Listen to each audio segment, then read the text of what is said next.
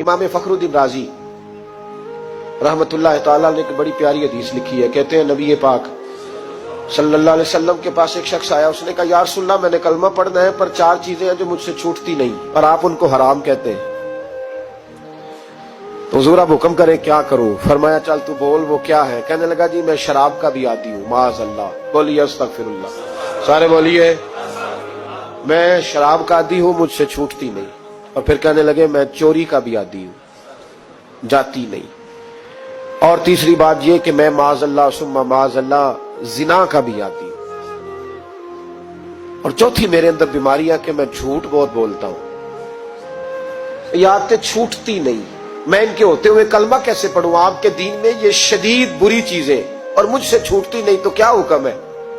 मेरे महबूब अलैहिस्सलाम को अल्लाह ने बड़ी हिकमत अता फरमाई, बड़ा नवाजा है नबी पाक ने। हुजूर ने बड़े खूबसूरत जुमले कहे, फरमाया कुछ सौदा कर ले मेरे साथ। अर्ज की हुजूर हुक्म हो, फरमाया चारों में से एक छोड़ दे, कलमा पढ़ ले, सौदा कर ले। कहा हुजूर हुक्म करे कौन सी? सहाबा कहते हैं अब हम घूम रहे थे कि ये क्या बात है, चारों चीजें हराम में कतई है। हुजूर कहते एक छोड़ दे, मैं एक वादा कर। कहा या रसूलल्लाह हुक्म करे। तो सहाबा कहते हैं अब जब हुजूर ने कहा एक छोड़ दे तो हम फिर तज्जिया कर रहे थे कि शराब बड़ी गंदी है, जिना बड़ा गंद है, चोरी किसी के हक में डाका है, जुल्म है। लेकिन मेरे नबी पाक अलैहिस्सलातु सलाम ने क्या खूबसूरत फरमाया, फरमाया चल तू झूठ छोड़ दे। क्या छोड़ दे? अल्लाहु अकबर। फरमाया झूठ छोड़ दे। अर्ज की बाकी, फरमाया बाकी अल्लाह फजल करने वाला है, तू झूठ छोड़ दे।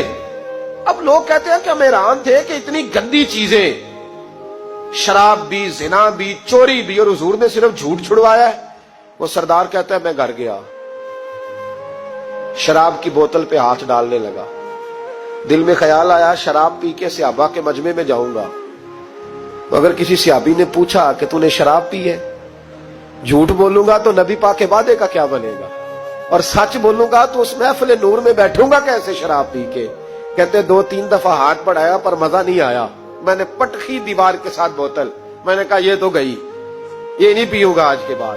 कहते फिर मैं बाहर निकला उस औरत के पास रात गुजारने जहां मुंह काला करना था। कहते जब पहुंचा तो उसने पहला सवाल पूछा, कहने लगी सुना है तू कलमा पढ़ गया है? कहते बस वजूद चकनाचूर हो गया। कहते बिजलियां दौड़ गई। मैंने कहा अगर झूठ बोलूं तो हुजूर के वादे का क्या बनेगा? महबूब ने कहा झूठ नहीं बोलना, अगर सच बोलूं तो फिर इसके करीब कैसे जाऊं? कहते वहां से भी लौट आया। अब मेरी जिना की आदत भी गई।